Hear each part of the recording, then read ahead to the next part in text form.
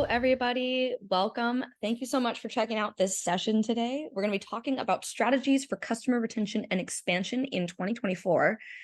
Very excited to be here chatting with you about this. My name is Jessie Goodrum. I'm a senior customer lifecycle marketing manager here at Demandbase. So this topic is very near and dear to my heart, and excited to give you some tips and tricks that you can take into 2024. So when it comes to thinking about our customers, right? There's two different buckets that we're going to dive into today. The first will be retaining your customers, so thinking about retention, as well as our secondary bucket, which is going to be expanding into our current customer accounts and growing them out with additional products, services, everything that you have to offer your wonderful customers. So let's start here with retention and retaining your customers. So when we think about retention, or when I think about retention, there are a couple of questions that I'm trying to answer. The first of which is, which of our accounts are at risk for churn? And how can I make sure that I'm engaging key stakeholders and helping my customer success team be effective at that as well? And then second to that, how can we keep our happy customers happy, right? Not every customer is going to be at risk. But we want to make sure that we're keeping all of our customers that are already really happy in that same state. So let's take this first question that we're trying to answer here and think about accounts that are at risk for churn and how we can engage those key stakeholders. Now, before we jump into this example, I would like to kind of touch on a key critical thing that we leverage here as customer lifecycle marketers at Demandbase, which is something we call an account health score. This has been engineered by our operations teams in strong partnership with customer success. And it's an aggregated score that we have created, and we include factors like NPS score, product usage, time in product of a customer, and also things like open support tickets. So all of those kind of culminate into this score, so we can really get a better understanding of which accounts are happy, which accounts aren't so happy. And so as a lifecycle marketer, I strongly recommend, if you're not doing so already, or you haven't identified what this might look like internally at your company, it's something to definitely think about in 2024, because it can really serve as a good data point and basis for automating and scaling programs that help support both at-risk and happy customers. Okay, so let's start here. Re-engaging our at-risk accounts. So this is a good use case when it comes to those not so happy customers. In this particular instance, we've noticed a customer's gone cold. Our account team is really struggling to get in contact with them, get them on the horn. So how can lifecycle marketing help support this at scale? So what you'll see here is a flow. Now, this could be set up in either your own platform. Of course, I'm going to be using Demandbase to do this. I'm using our orchestration product, which makes this really seamless. So in our first step here, I'm listening for, customer Y. They've been inactive for 12 days or 15 days or whatever makes sense for your product. Once that's triggered, we're going to automatically drop them into a nurture and advertising campaign that provides them with content and assets relevant to their use case that can really help them learn how to use the product better. Great, that was successful. We served the right content. They engaged with it. So they click an ad or an email. Then we're going to automatically trigger an alert to our account team to let them know that this has occurred. Our account team will then be able to follow up and hopefully get that meeting on the books with the account that's gone cold. Really great way for customer lifecycle to support the customer journey and our customer success team. So kind of keeping in line with, our retention efforts, wanted to talk a little bit about accounts that are coming up for renewal. Maybe they're at risk, maybe not. The fact that they're searching in this use case for competitors might be a good indicator that maybe they're not so happy. So here, what we're going to be leveraging is competitive intent. So what that essentially is we're listening for any of our accounts in our account universe that are actively researching our competitors. So direct competitor names and keywords associated there.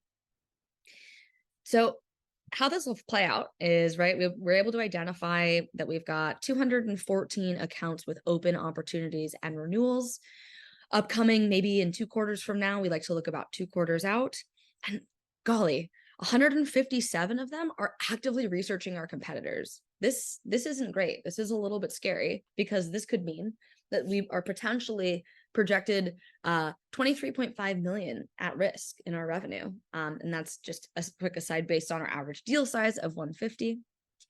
So how can Lifecycle help support this? All right, well, what we're going to do is we're going to surround those accounts. And again, we're going to automate this and scale this to our best ability. So again, I'm leveraging orchestration here.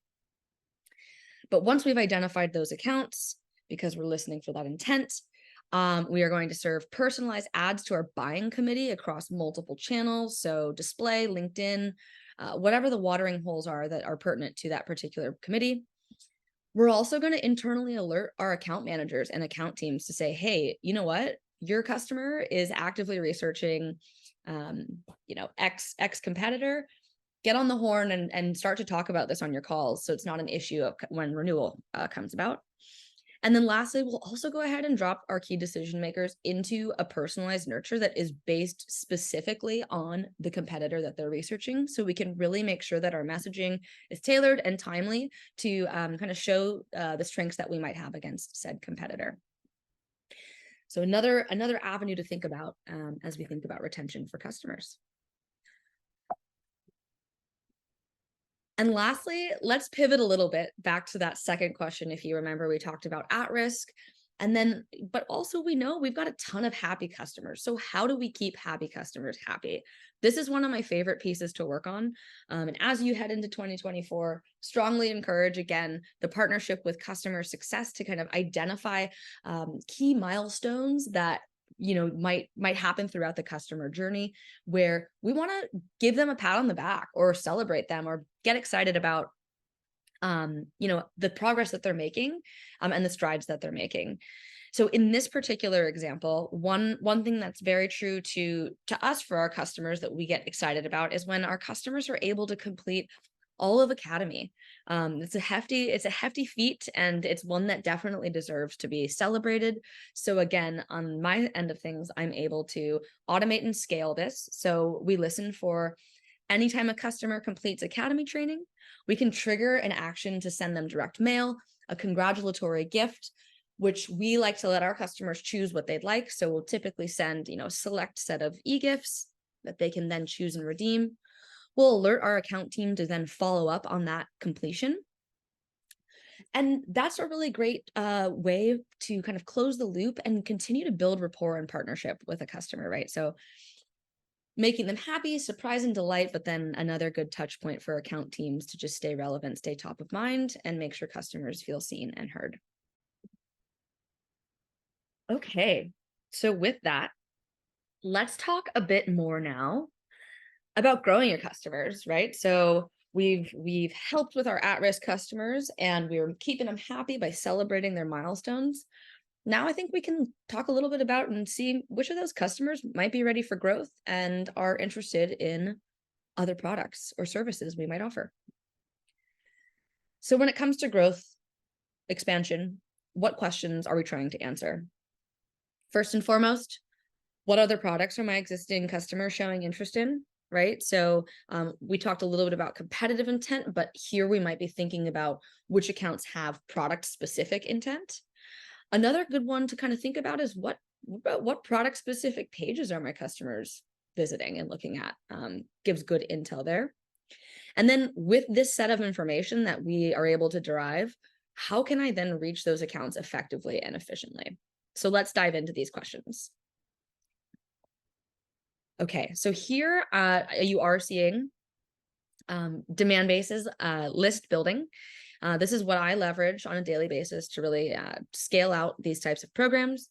But what's key to look at here is you'll notice we are looking at a customer type, which for us, SaaS only, indicates that they don't yet have advertising cloud. So that's a good indicator that they might are owning other products, but they don't yet own the advertising functionality that's part of Demandbase. So then what I'm going to go ahead and do is I'm going to layer on and say, okay, well, of those accounts, which of them are surging on a keyword set that includes everything related to our advertising cloud, and that intent strength is high and it's been recent. So this is going to produce a great list of accounts that I can then go and run campaigns against, advertising, direct mail, which we'll talk a little bit about in just a moment, but wanted to give you a sense of how you might identify these or think about how to uncover new accounts that are current customers and have interest in product.